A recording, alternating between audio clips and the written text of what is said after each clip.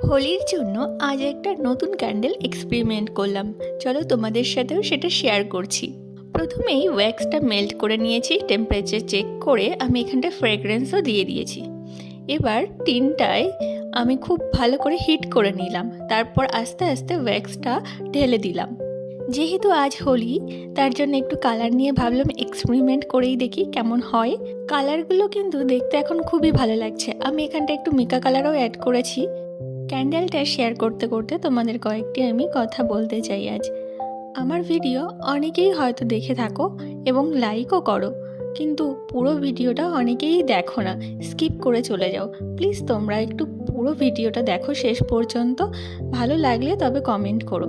আর তোমাদের মূল্যবান সময় দেওয়ার জন্য অসংখ্য ধন্যবাদ। তোমরা যারা আমাকে এতটা সাপোর্ট করছো, ভালোবাসছো, তাদের অসংখ্য ধন্যবাদ। আর আমার তরফ থেকে অনেক অনেক ভালোবাসা।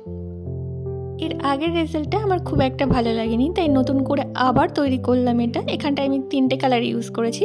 আর ফাইনাল রেজাল্টটা দেখে তোমরাই জানাও যে এটা কেমন লাগছে। প্লিজ কমেন্ট করো।